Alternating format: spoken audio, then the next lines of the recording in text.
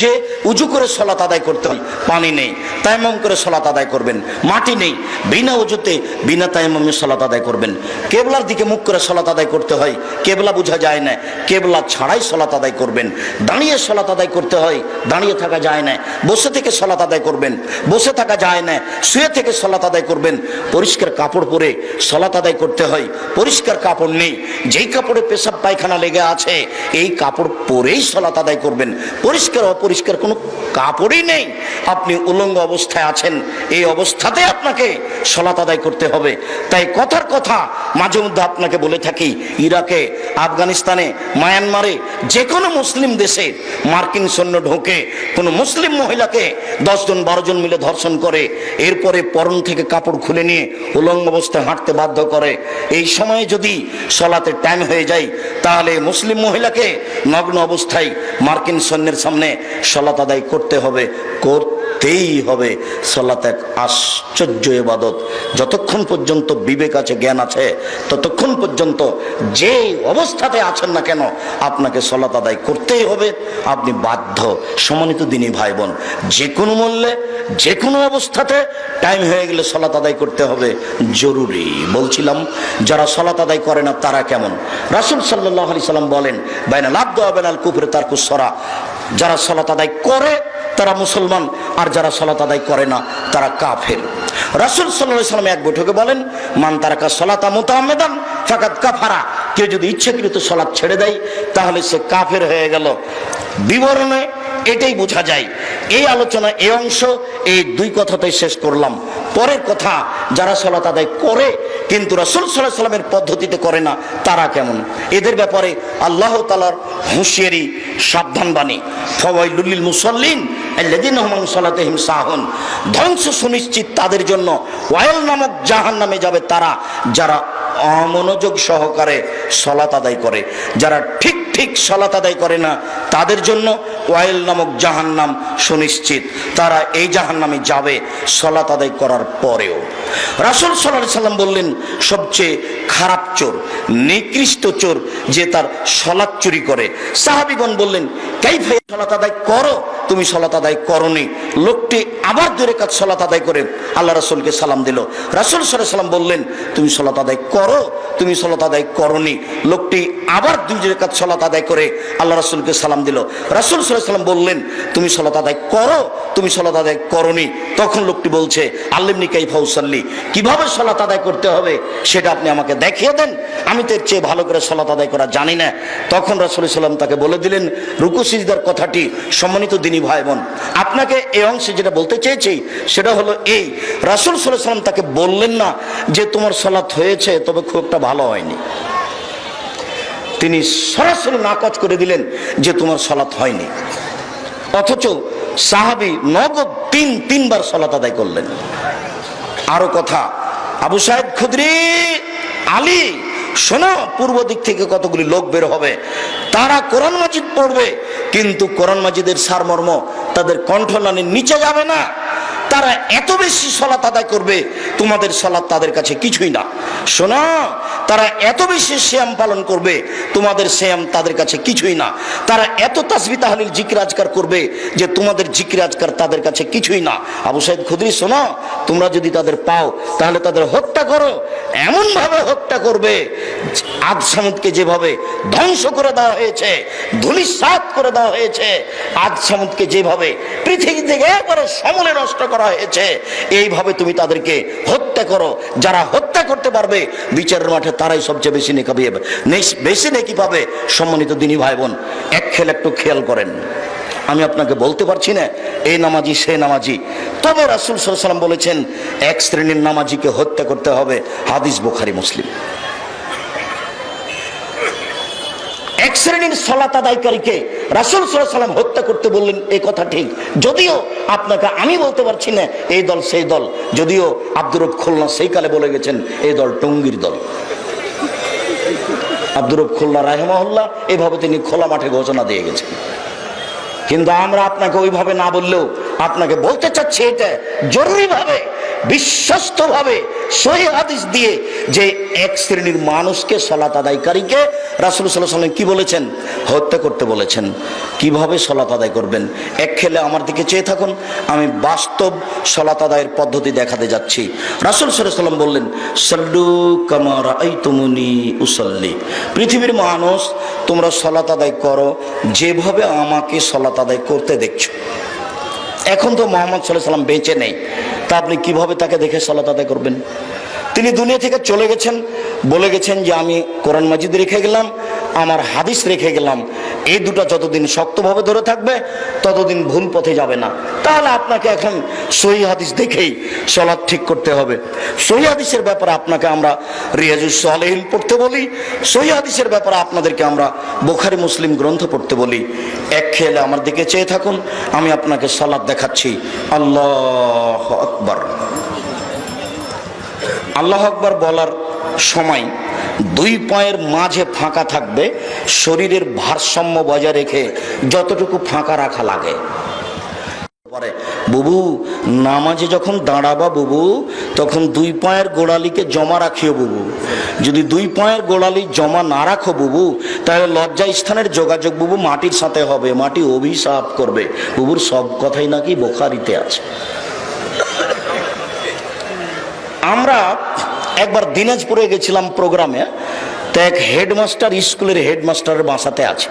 তো হেডমাস্টার আমাকে বলছেন, আব্দুর রাজ্জাক সাহেব, আমার বিছনা থেকে ওই যে ঘরের বাইরে যে জুতা স্যান্ডেল আছে এই পর্যন্ত যে চট বিছানো আছে, কেন চট বিছানো আছে তা কি বলতে পারেন? তা আমি বলছি, তা তো বলতে পারি না।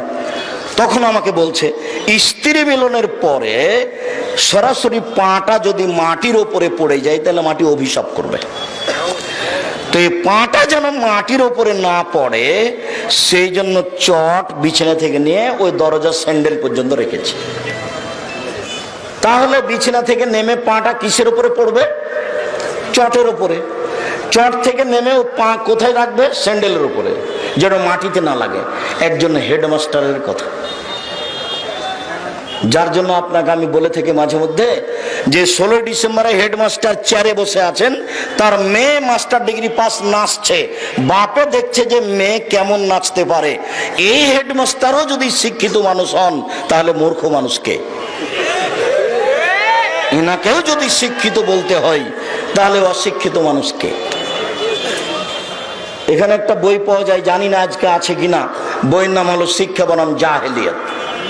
1 থেকে নিয়ে 10ম শ্রেণী পর্যন্ত লেখককে নাকচ করা হয়েছে, এরা লেখক নয়, লেখকের যোগ্যতাই রাখে না। লেখক কিভাবে হতে হয় সেটাই তার জানা নাই। কলম ধরেছে বেটা, কুকুর টেলিফোন করছে শ্রীকালকে। দেশে কি মানুষ আর নেই? কুকুরকে দিয়ে আর শ্রীকালকে দিয়ে আপনাকে বই লিখতে হয়? মাথাতে কি একটু ঘেলু নেই? সবই কি গোবর? ওভাবে বই লিখলেন কেন? পড়ে দেখেন আপনি, শিক্ষা বনাম জাহেলিয়াত। লেখককে নাকচ করা হয়েছে, লেখক নয়। ও কিসের লেখক? ছোট ছেলের বাচ্চাকে, ছোট বাচ্চাকে শিখাচ্ছে, মাথায় কিরে আমের ঝাঁকা, খাস নে কেন, দাঁতে পোকা, বিলাস নে কেন, ওরে বাবা। তার মানে ওকে কৃপণ বানাচ্ছে লেখক। লেখককে লিখতে হতো এখানে যে নেন নেন খামচা ভরে নেন। লেখক নিজেই জানে না লেখক কাকে বলে, কি লিখবে। খুঁজে এখানে না পেলে জামিয়া সালাফিয়া ডাঙ্গিপাড়া যাবেন, শিক্ষা বনাম জাহেলিয়াত বইটা খুঁজতে, আপনার জন্য লেখা হয়েছে,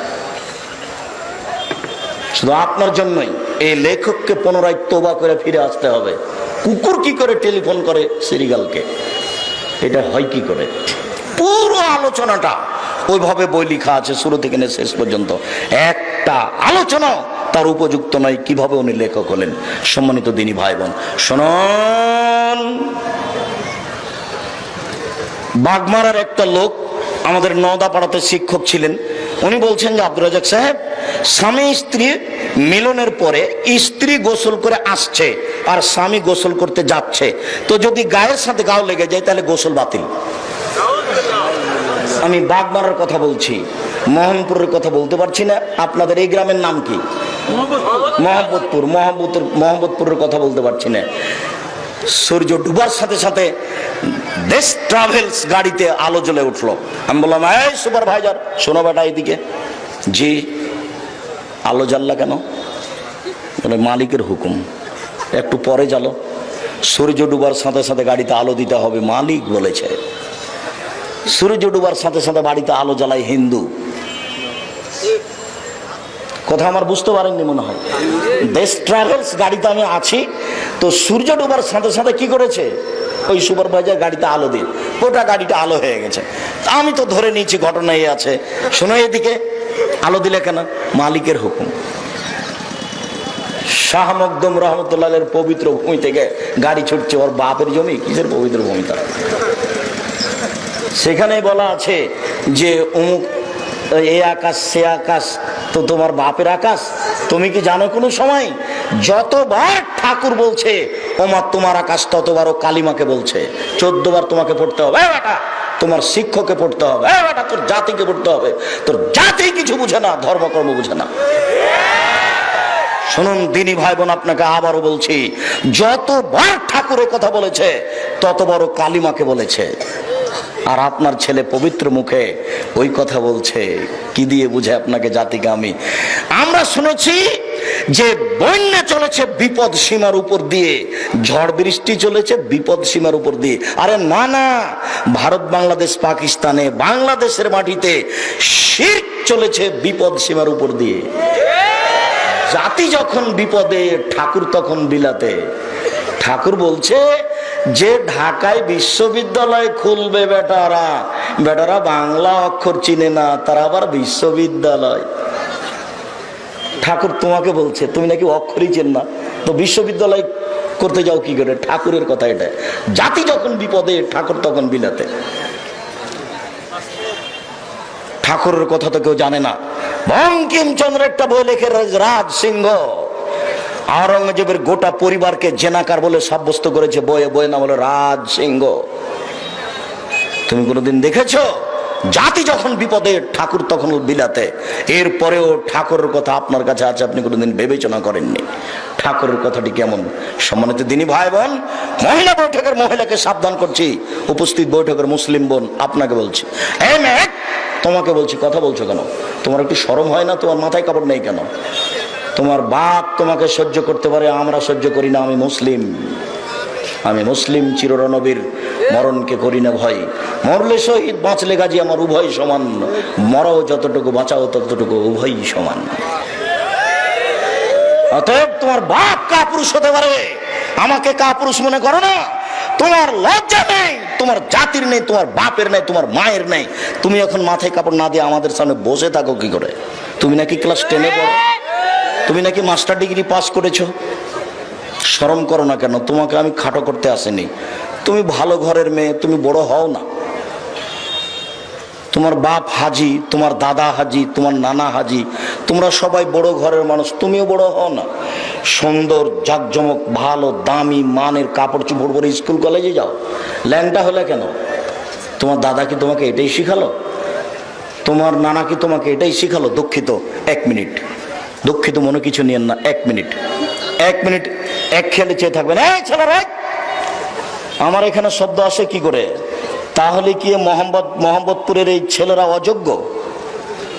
তোমরা প্রোগ্রাম করতে পারো, পরিবেশ সেরকম হলে আমাকে দাওয়াত দেবে না। তোমার মুখ দেখে আমাকে দাওয়াত নিতে হবে এটা আমি মনে করি না। পুরো পরিবেশ তোমাকে কন্ট্রোল করতে হবে, পিপিলিকা যেন না লড়ে। আমি তোমার কাছে ভোট চাইতে আসিনি, অতএব তুমি ওই খেয়াল করো না যে আব্দুর রাজ্জাক সাহেবকে ডাকলেই কি আর না ডাকলেই কি। পরিবেশ কন্ট্রোল করার জন্য অন্তত 50টা ছেলে রাখো এখানে, যারা মুখ বন্ধ করে পরিবেশ কন্ট্রোল করবে। 1 মিনিট। জাবের রাদিয়াল্লাহু তাআলা আনহু বলছেন, আল্লাহর নবী যুদ্ধ করে এক এলাকা থেকে আসছেন, মদিনায় ঢুকবেন। তখন বলছেন, থামো থামো থামো, তোমরা রাতে এখানে অবস্থান করো, কেউ মদিনায় ঢুকতে পাবে না, সকালে যাব। তখন জাবের রাদিয়াল্লাহু তাআলা আনহু বলছেন, আল্লাহর নবী, আমি নতুন বিবাহ করেছি, আমাকে একটু বাড়ি যেতে অনুমতি দেন না। তখন রাসূল সাল্লাল্লাহু আলাইহি ওয়াসাল্লাম কথা এদিকে বলতে লাগলেন, ও তুমি নতুন বিবাহ করেছো? বিকরান আম সাইয়্যিব, কুমারী মেয়ে বিবাহ করেছো না তালাক প্রাপ্তা মেয়ে বিবাহ করেছো? তখন জাবির রাদিয়াল্লাহু তাআলা বলছেন, সাইয়্যিব, আমি তালাক প্রাপ্তা মেয়ে বিবাহ করেছি। তখন রাসূল সাল্লাল্লাহু আলাইহি ওয়াসাল্লাম বলছেন, হাল্লা বিকরান তুলাইবকা, তুমি কুমারী মেয়ে কেন বিবাহ করলে না? তুমি তার সাথে খেলতে, ও তোমার সাথে খেলতো। এবার উত্তর দেখেন, এতদূর পর্যন্ত রাসূল সাল্লাল্লাহু আলাইহি ওয়াসাল্লাম বললেন, এবার উত্তর দিচ্ছেন, আল্লাহর নবী, আমার বাপ উহুদের যুদ্ধে শহীদ হয়েছেন আমার 6 জন বোন রেখে। আমার 6 জন বোন আছে, আমার বাপ 6টি মেয়ে রেখে শহীদ হয়ে গেছেন। আমি আমার বোনদের বয়সের মেয়েকে বিবাহ করতে চাইনি। আমার বোনেরা যে বয়সের, সেই বয়সের একটা মেয়েকে বিবাহ করব, এটা আমি চাইনি। আমি এমন একটা মেয়েকে বিবাহ করতে চেয়েছি যারা পারবে, এক, তুয়াদ্দবহন না, আমার বোনদেরকে শিষ্টাচার দিতে পারে, 2, তোয়াল্লিমহন না, আমার বোনদেরকে শিক্ষা দিতে পারে, 3, তুরাজ্জলহন না, আমার বোনদের মাথার চুল ঠিকঠাক করে দিতে পারে, আঁচড়ে দিতে পারে। সৌদি আরবের মাটিতে জন্মের 7 দিনের দিন মেয়ের মাথার চুল কাটা যায়, পরে আর কোনোদিন কাটা যাবে না। তাদের কাছে মেয়েদের মাথার চুল কাটা হারাম 7 দিনের পরে। বুঝা গেল না কথা? বাংলাদেশে 3, 4, 5 পর্যন্ত পড়ছে, তারপরেও মাথার চুল নেড়ে করা আছে, তারপর এমন ছোট ছোট করে করা আছে, মায়ের অত কষ্ট হয় না। আর আরবিরা মেয়েদের মাথার চুল আঁচড়ার জন্য লাঠি নিয়ে বসে, আর অনেকগুলি বেনি করা থাকে, দুজনে চুল চিরুনি করে দিতে পারে। 1 নম্বর, আমি এমন বয়সের মেয়ে বিবাহ করতে চেয়েছি যে মেয়ে আমার বোনদের শিষ্টাচার দিতে পারে। আপনাকে বলছে, এই ছেলে তোমাকে বলছি, বলো তোমার বোনের মাথায় কাপড় নেই, এইটা শিষ্টাচার ভালো না খারাপ? তো এইটা আমি করব না, তো এটা তোমার মা করবে। তো না, এখন তোমার আব্বাকে বলো তোমার এই মা চলবে কিনা। আমার তো পরামর্শ ছাড়া কোনো পথ নেই। এর মাথায়, তোমার বোনের মাথায় কাপড় নেই কেন? তোমার মা দেয়, এটা বুঝো। আমি যদি তোমাকে বুঝাতে না পারো, আমি অক্ষম। হাদিস বুখারী মুসলিম। জাবের বলছেন, আমি আমার বোনের বয়সের মেয়েকে বিবাহ করতে চাইনি।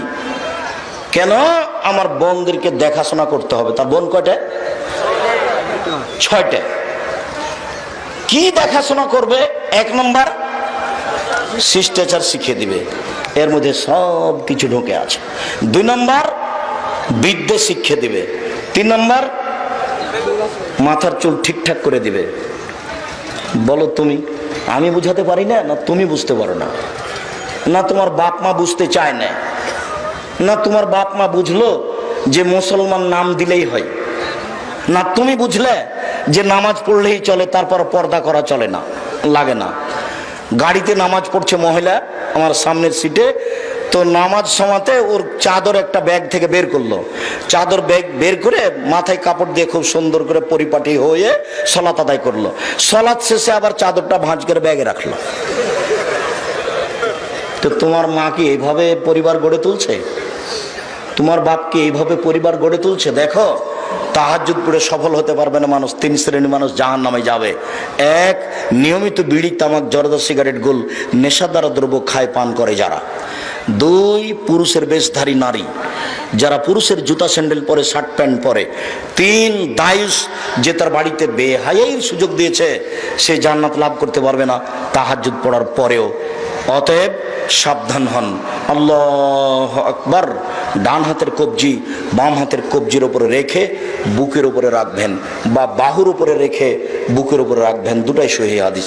কবজির উপরে কবজি অথবা বাহুর উপরে বাহু, বুকের উপরে রাখেন 5টি সহিহ হাদিস, নাভির নিচে রাখেন 3টি জৈব জাল হাদিস।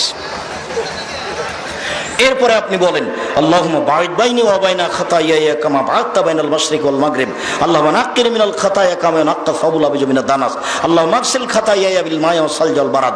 আল্লাহ, তুমি আমাকে আর আমার পাপকে অত দূরত্বে রাখো, পূর্ব পশ্চিমকে তুমি যত দূরত্বে রেখেছো। আল্লাহ, তুমি আমাকে ধুয়ে পরিষ্কার করে দাও, যেমন ভাবে সাদা কাপড়কে ময়লা থেকে ধুয়ে পরিষ্কার করা হয়। আল্লাহ, তুমি আমার পাপকে তুষার দিয়ে, বরফ দিয়ে, ঠান্ডা পানি দিয়ে ধুয়ে পরিষ্কার করে দাও। এরপর আপনি বলুন, আউযু বিল্লাহি মিনাশ শাইতানির রাজিম, মারদুদ বিতাড়িত শয়তান থেকে পরিত্রাণ চাচ্ছি। বিসমিল্লাহির রহমানির রহিম। পরম দাতা দোলে নবে আরম্ভ করছি আলহামদুলিল্লাহ রাব্বিল আলামিন। বিশ্বজগতের প্রতিপালকের প্রশংসা। আর রহমান রাহিম, তিনি হচ্ছেন পরম দাতা দয়ালু, মালিক ইয়াউমিদ্দিন, তিনি হচ্ছেন বিচার দিনের মালিক। ইয়াকা নাবুদু, একমাত্র তোমার ইবাদত করি, ওয়া ইয়াকা নাস্তাঈন, একমাত্র তোমার নিকটে সাহায্য চাই। ইহদিনাস সিরাতাল মুস্তাকিম, তুমি আমাকে সোজা সঠিক সরল পথ দেখাও। সিরাতাল লাযিনা আনআমতা আলাইহিম, ওদের পথ তুমি দেখাবে যাদের ভালোবেসেছো। গায়রিল মাগযুবি আলাইহিম ওয়ালাদ দাল্লিন, ওদের পথ তুমি দেখায় না যাদের খারাপ বেসেছো। আমিন। দীর্ঘ সময় ধরে তোমার দরবারে যে প্রার্থনা করলাম, এটা তুমি কবুল করো। সম্মানিত দিনী ভাই বোন, কোরআন মাজিদে 114টি সূরা আছে। কতটি? 114টি। মাত্র একটি সূরার শেষে আমিন আছে, সেটা হলো সূরা ফাতিহা। আর কোন সূরার শেষে আমিন নেই। আর সূরা ফাতিহা দুয়ার জগতে ব্যতিক্রম, ভিন্ন ধরনের দোয়া। দোয়ার জগতে এত দামি দোয়া আর কোনো দোয়া নেই। আপনি আরেকটু দেখেন, সূরা ফাতিহাতে মাত্র একটাই কথা আছে। সূরা ফাতিহায় মাত্র একটাই কথা আছে, সেটা হলো আমাকে সহজ সরল সোজা পথ দেখাও। এইটুকু কথা বলার জন্য আল্লাহর আগে প্রশংসা করতে হয়। ইনি আপনাদের একজন চেয়ারম্যান মানুষ, ধনী মানুষ, মানুষকে সহযোগিতা করে থাকেন। হঠাৎ করে কেউ যদি গিয়ে বলে আমার ছেলের হাত ভেঙে গেছে, 10,000 টাকা দেন তো, তাহলে একটু ক্ষেপে উঠবে, বলবে কি ব্যাপার, তুমি কে? আর যদি গিয়ে বলেন আপনি খুব ভালো মানুষ, আপনি মানুষের সাহায্য করে থাকেন, আমি খুব বিপদে পড়েছি, দয়া করে আমাকে 10,000 টাকা দেন, আমার ছেলের হাত ভেঙে গেছে, মেডিকেলে ভর্তি করা লাগবে, অনেক অনুনয় বিনয় করে যদি বলেন, তাহলে বলবেন উনি সেই তো কি করা যায়, এখন তো হাতে টাকা পয়সা দেখছি না, আবার কর্জ দিলে ঠিক মতো পাওয়া যায় না, তুমি তো খুব বিপদে পড়েছ, আচ্ছা যাক ঠিক আছে নাও, 5,000 নিলে হয়, একটা কিছু বলে দিবে। আর গিয়ে যদি বলেন টাকা দেন 10,000, তাহলেও খেপে যাবে। আল্লাহর কাছেও হঠাৎ করে কোনো কথা বলা যায় না।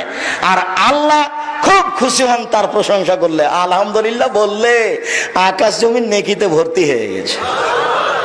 সুবহানাল্লাহ, আলহামদুলিল্লাহ বললে দাড়ি পাল্লা নেকিতে ভর্তি, একেবারে খুশি হয়ে গেছে। যাহাই চাইবেন তাহাই পাইবেন।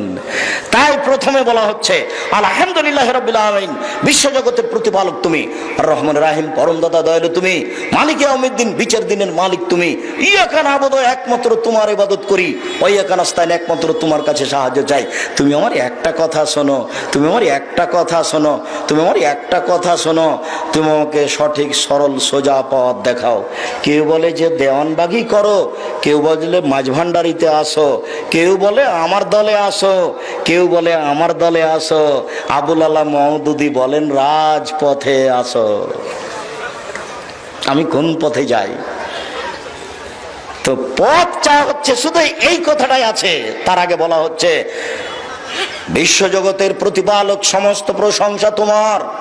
1, 2, পরম দাতা দয়ালু তুমি।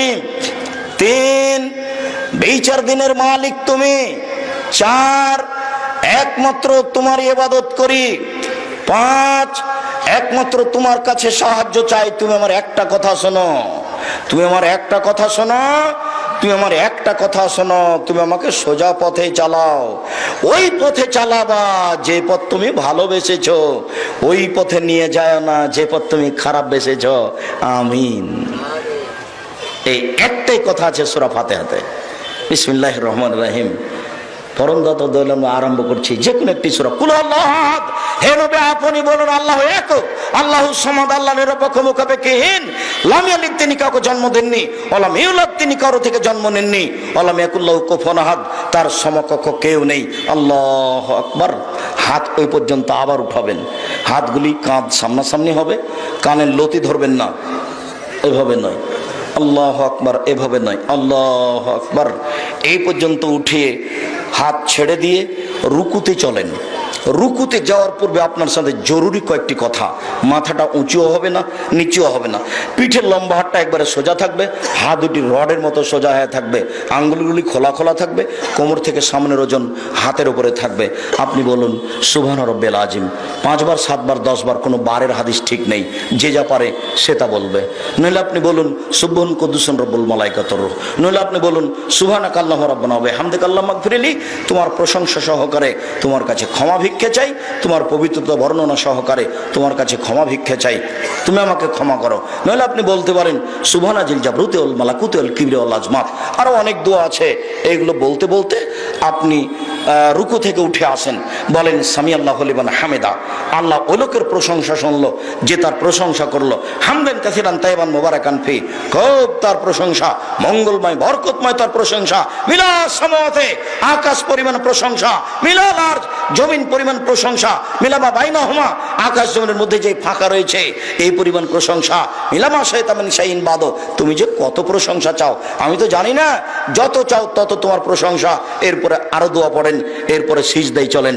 সিজদায় যাওয়ার পূর্বে আপনার সাথে জরুরি কয়েকটা কথা, কথার 19 বিষয় না যেন। রাসূল সাল্লাল্লাহু আলাইহি সাল্লাম বলছেন আমাকে 7 হাড়ের উপরে সিজদা করতে বলা হয়েছে। নাক কপালে হলো 1, 2 হাত এ হলো 3, 2 হাঁটু এ হলো 5, 2 পায়ের বৃদ্ধাঙ্গুল এ হলো 7। সিজদার সময়তে এই 7টা অঙ্গ মাটিতে লেগে থাকবে। সিজদার সময় আপনি হাত দিয়ে শরীর হাত চুলকাতে পাবেন না। হাত উঠে যদি আপনি শরীর হাত চুলকাতে আসেন তাহলে এখন 6টা মাটিতে লেগে আছে, 7টা নেই। সিজদা অবস্থা যদি একটা পা উঠিয়ে আর একটা পাকে এইভাবে চুলকান তাহলে সিজদা হবে না। আপনার এখন 6টা আছে, 7টা লেগে নেই, সাবধান থাকবেন। আপনাকে যদি শরীর চুলকাতেই হয় তাহলে সিজদাকে চলে আসেন, আসার পরে আপনি শরীর হাত চুলকাবেন, ওই সিজদা অবস্থায় নয়। কেন রাসূল সাল্লাল্লাহু আলাইহি সাল্লাম 7 হাড়ের উপরে সিজদা করতে বলেছেন। তিনি আরো বলেছেন মাথার চুল যেন জড়ানো না থাকে, মাথার চুল যেন বেনি করা না থাকে, মাথার চুল খোপা খুলে দেওয়া থাকবে মহিলার, এ কথাই ঠিক। এরপরে হাত যেন জড়ানো না থাকে, হাতগুলি এভাবে জড়ানো চলবে না। রাসূল সাল্লাল্লাহু আলাইহি সাল্লাম বলছেন আমাকে হাত জড়াতে নিষেধ করা হয়েছে। কেন? সব কিছুই সিজদায় যায়, কাপড়গুলিও সিজদায় যাচ্ছে, মাথার চুলও সিজদায় যাচ্ছে। অতএব একে জড়িয়ে তার সিজদাকে বন্ধ করা যাবে না। তবে নিচের দিকে, প্যান্টের নিচের দিকে প্যান্ট জড়ানো যাবে না, একেবারেই নিষেধ। জড়াতে যদি হয় তাহলে কোমরে জড়াতে হবে। আপনি কেটে নেন, কেটে নিয়েছেন, তারপরে এখনো 2-1 জনের আছে কেন? সন্ধ্যা পর্যন্ত সময় দিয়েছি, আগামীকাল সন্ধ্যা হতে হতে যদি সব প্যান্ট কাটা না হয় তাহলে বুঝতে হবে যে আমি বক্তব্যের সাথে মুনাফিকি করি, সেটা আপনার ব্যাপার। তবে আপনাকে আমি সতর্ক করছি, আপনার প্যান্ট টাকনোর নিচে থাকবে কেন? থাকবে না, এটাই চূড়ান্ত। আর সালাতের সময় আপনি জমা করবেন কেন? এটা আর একটা নাজায়েজ হারাম কাজ। আপনি ওকে নিজ স্থান নিজ গতিতে থাকতে দেন, তাহলেও সিজদায় যাবে। সম্মানিত দিনী ভাই বোন, সিজদার সময় হাতের আঙ্গুলগুলি জমা জমা করে কানের পাশে রাখবেন, কোনো দুটো উঁচু করে রাখবেন যাতে করে পেটের নিচ দিয়ে ছাগলের বাচ্চা পার হতে পারে। আর নাক কপাল আর 8-10 আঙ্গুল আগিয়ে রাখবেন যাতে করে পিঠের হাড়টা, লম্বা হাড়টা সোজা হয়। আর 2 পায়ের গোড়ালি সহ বৃদ্ধাঙ্গুল সহ পাটি জমা থাকবে। দলিল আয়েশা রাদিয়াল্লাহু তাআলা আনহা বলেন একদা আমি ঘুমের ঘরে বিছানা থেকে উঠে দেখি বিছানায় মুহাম্মদ সাল্লাল্লাহু আলাইহি সাল্লাম নেই। আমি অন্ধকারে এভাবে হাত দিয়ে তাকে খুঁজতে লাগলাম, কোথায় কোথায় কোথায় কোথায়। দেখলাম আমার হাতটা তার 2 পায়ের গোড়ালির উপরে গিয়ে পড়লো, গোড়ালি দুটি একসাথে আছে। আমার হাতটা গোড়ালির উপরে পড়লো, গোড়ালি দুটি পায়ের আঙ্গুল দুটি মাটিতে লেগে আছে আর পায়ের গোড়ালি দাঁড়িয়ে আছে। আমার হাতটা 2 পায়ের গোড়ালির উপরে পড়লো। বোঝা যাচ্ছে যে পা দুটি জমা ছিল। যদি পা তার শরীর অনুপাতে ফাঁকা থাকে তাহলে অনেক ফাঁকা। সম্মানিত দিনী ভাই বোন, বলছিলাম এখানে মহিলা বৈঠকের কথাটি আবারও সতর্ক করছি। ওই বৈঠকে বলা হয়, জানি না এলাকায় বলা হয় কিনা, বুবু তুমি যখন সিজদায় যাবা বুবু, হাতি যেমন মাটিতে পড়ে যায় তেমন একবার মাটিতে পড়ে গিয়ে বুককে উরুর সাথে লাগিয়ে আঁটো সাঁটো হয়ে সিজদা করিও বুবু। যদি তুমি বুককে উরু থেকে পৃথক করে রাখো তাহলে স্তন ঝুলন্ত থাকবে বুবু, পর্দার ব্যাঘাত ঘটবে। কি করে কথা ঠিক হতে পারে? মহিলা শাড়ি পরে আছে, ব্লাউজ পরে আছে, ঘরের ভিতরে আছে, সেখানে পর্দার ব্যাঘাত হলো কি করে? মানে কথাটা একেবারেই মিথ্যে, কথাটার সাথে সত্যতার কোনো প্রশ্নই আসে না। ঠিক ওই কথার মতো হয়ে গেল চাঁপাইনবাবগঞ্জের বরিশালের এক বক্তা আমাদের চাঁপাইনবাবগঞ্জ দেবীনগরে বক্তব্য দিতে গেছে। তা আমি পরের দিন বাড়িতে গেছি, তোমার এক চাচাতো ভাই বলছে যে আজকে যে তাফসির করে গেল না বরিশালী সাহেব, এই তাফসির তোরা জানিস না। আগে থেকে রাগ আছে হয়তো বা আমার উপরে, বলছে তোরা এই তাফসির জানিস না। আচ্ছা কি তাফসির করলো একটু বলেন না। না তাফসির সেগুলো তোরা জানিস না। আচ্ছা যেটাই বলুক আপনি একটু বলেন না সেটা কি। তখন বলছে যে শোন তাফসির করলো আদম আলাইহিস সালাম ঘুম থেকে উঠে দেখেন পাশে একজন সুন্দরী মহিলা, উনি হাতটা বাড়ালেন, তখন ফেরেশতা বলছেন থামেন, হাত বাড়াচ্ছেন কেন, আগে মোহর দেন। তখন আদম আলাইহিস সালাম বলছেন মোহর আবার কি? তখন ফেরেশতা বললেন যে 1000 বার মুহাম্মদ সাল্লাল্লাহু আলাইহি সাল্লামের উপরে দুরূদ পড়ে দিতে হবে। তো আদম আলাইহিস সালাম 1000 বার দুরূদ পড়ে বউ হালাল করলেন। তখন আমি বললাম নাউজুবিল্লাহি মিন জালিক, আল্লাহ তাআলা বলছেন আমি আদমকে সব কিছু শিখিয়ে দিয়েছি। আদমের চেয়ে শিক্ষিত মানুষ পৃথিবীতে কিয়ামত পর্যন্ত কেউ জন্ম নেবে না। আল্লাহ বলছেন আমি তাকে সব শিখিয়ে দিয়েছি। যেই লোককে আল্লাহ সবকিছু শিখিয়ে দিলেন সেই লোক বউকে কিভাবে হালাল করতে হবে সেটাই জানতেন না। একবারে নগদ ডাহাত দিনের মতো মিথ্যা তাফসীর। কারণ সব তাফসীর মাহফিল ঠেকাবে কে? যেমন আপনারা যেভাবে চলছেন, আপনাদের কথা মাঝে মাঝে শুনলে আমার উপরে গাওটা জ্বলে ওঠে। আপনি মিথ্যা কথা বলছেন কেন? কিসের আপনি দায়িত্ব পালন করেন? চুপ থাকেন। আমি আপনাদের কাছের ভাই, কথা বলার পূর্বে আগে পরামর্শ নিয়ে নিন, কোথায় ভালো আর কোথায় মন্দ জিজ্ঞাসা করার পরে হাত বাড়াবেন। মাস্টারি করেন সেটা আপনার ব্যক্তিগত ব্যাপার, সমাজ পরিচালনা করবেন সেটা আপনার ব্যক্তিগত ব্যাপার। শরীয়তের ব্যাপারে কোনো কথা বললে না জেনে মুখ খুলবেন না। সম্মানিত দিনী ভাই বোন, আপনাকে আবার অনুরোধ জানাচ্ছি, আপনার গতিবিধি দেখে আমি আব্দুর রাজ্জাক জাতির সামনে কথা বলবো এটা আমি কোনোদিন প্রয়োজন মনে করিনি। অতএব আপনাকে আজও বিশেষভাবে সতর্ক সাবধান করছি, ধর্মের ব্যাপারে কোনো কথা বললে বা আমাকে নিয়ে কোনো কথা বললে আমাকে জানার পরে কথা বলবেন। সম্মানিত দিনী ভাই বোন, বলছিলাম সিজদাই বলেন আপনি সুবহান রাব্বিয়াল আলা যতবার ইচ্ছে, নইলে আপনি বলেন সুবহুন কুদ্দুসুন রব্বুল মালাইকাতুহু, নইলে আপনি বলেন সুবহানাকা আল্লাহুম্মা রাব্বানা ওয়া বিহামদিকা আল্লাহুম্মা ইগফিরলি, নইলে আপনি বলেন রব্বি ইগফিরলি জামবি কুল্লাহু দিক্কা ওয়া জাল্লাহু ওয়া লাওয়াকির ওয়া নিয়াতু ওয়া সিররা। আপনি সিজদাই যত হাদিসের দোয়া মুখস্থ আছে সব বলতে পারেন। তবে রব্বানা আতিনা ফিদ দুনিয়া হাসানাতাও ওয়া ফিল আখিরাতি হাসানাতাও ওয়া কিনা আযাবান নার এটা সরাসরি বলতে পাবেন না। কেন? আল্লাহ নবী বলছেন রুকুতে এবং সিজদায় আমাকে কোরআন মাজিদ পড়তে নিষেধ করা হয়েছে। তবে আপনি যদি রব্বানা আতিনার পূর্বে আল্লাহুম্মা লাগিয়ে দেন, আল্লাহুম্মা রব্বানা আতিনা ফিদ দুনিয়া হাসানাতাও ওয়া ফিল আখিরাতি হাসানাতাও ওয়া কিনা আযাবান নার, তখন এটা চলবে। বুঝাতে পারিনি? রুকু সিজদায় কোরআন মাজিদ পড়া নিষেধ। তো রব্বানা আতিনা ফিদ দুনিয়া, হ্যাঁ সরাসরি রব্বানা আতিনা চলবে না, কিন্তু রব্বানা আতিনার পূর্বে যদি আল্লাহুম্মা লাগিয়ে দেন তখন এটা হাদিসের দোয়া হয়ে গেল। এটা মুহাম্মদ সাল্লাল্লাহু আলাইহি ওয়াসাল্লাম বলেন। সম্মানিত দিনী ভাই বোন, আপনি সিজদা থেকে উঠে আসেন, বলেন আল্লাহুম্মা ইগফিরলি ওয়ারহামনি ওয়াহদিনি ওয়াফিনি ওয়ারজুকনি, আল্লাহ তুমি আমাকে রুজি দাও, আমাকে খেতে দাও, আমার প্রতি দয়া করো। আবার আপনি সিজদা করেন, উঠে আসেন, এ হলো 1 রাকাত, এভাবে আরেক রাকাত, এ হলো 2 রাকাত। যদি এটা আত্তাহিয়াতের বৈঠক হয় তাহলে বাম পায়ের পাতার উপরে বসবেন, আর যদি সালামের বৈঠক হয় তাহলে বাম পা ডান দিকে বের করে দিবেন, নিতম্ব পিছনকে মাটির উপরে রেখে দিবেন, বাম হাতের আঙ্গুলগুলি জমা জমা করে হাঁটুর উপরে রাখবেন, আর ডান হাতের আঙ্গুল কনিষ্ঠ সহ 2টা আঙ্গুলকে আগে জমা করবেন। করেন তো দেখি।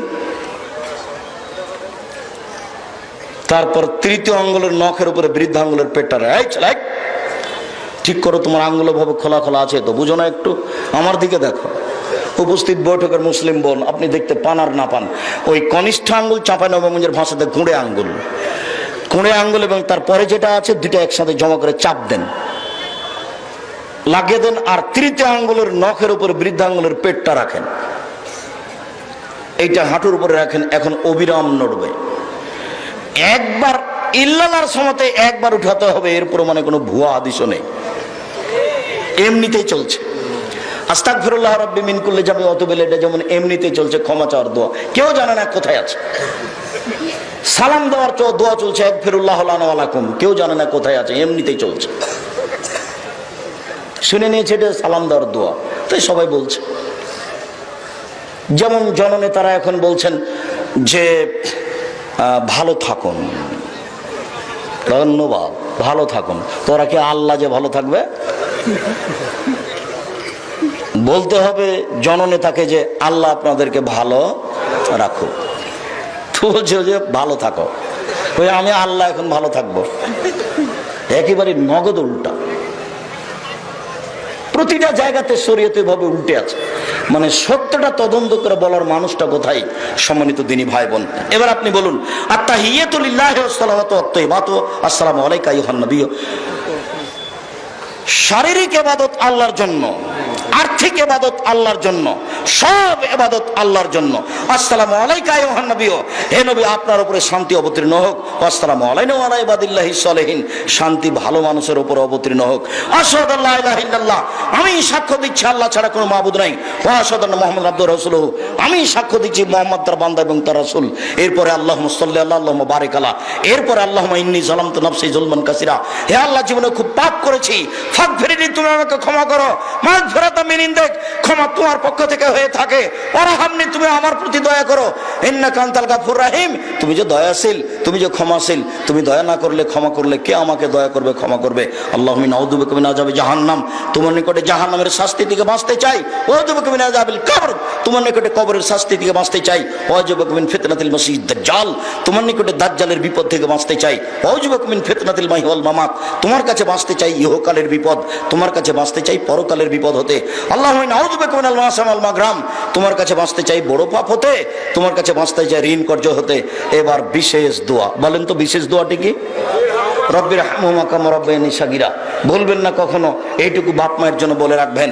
শেষে এসে আপনাকে বলছি, সেটুকু হচ্ছে এই, জামিয়া সালাফিয়া ডাঙ্গিপাড়া পাওয়া রাজশাহী, জামিয়া সালাফিয়া রূপগঞ্জ নারায়ণগঞ্জ ঢাকা, এর জন্য দোয়া করবেন আল্লাহ যেন এই প্রতিষ্ঠানকে কবুল করেন। এর একটি মুখপাত্র পত্রিকা আছে মাসিক আল ইতিসাম, 50টি প্রশ্নের উত্তর থাকে সব দিনই ভাই বোনকে এগুলো সংগ্রহ করতে হবে। আর ব্যতিক্রম বই হচ্ছে মিন্নাতুল বারি, আব্দুল্লাহ লিখা, স্টেজে আছে মিন্নাতুল বারি, বাংলা ভাষায় এত উন্নত মানের কোনো বই বের হয়নি, অন্তত বুখারীর ব্যাখ্যা হিসাবে। সাথে সাথে আপনার ওই আজকে যে আলোচনা করছে উপদেশ বই আছে, বইগুলি স্টেজের বাম দিকে, বইগুলি আপনাকে সংগ্রহ করার জন্য অনুরোধ জানাচ্ছি। অন্তত কেউ মাসিক আল ইতিসাম পত্রিকা ছেড়ে যাবেন না, যার মূল্য 20 টাকা। সকল দিনই ভাই বোনকে আমি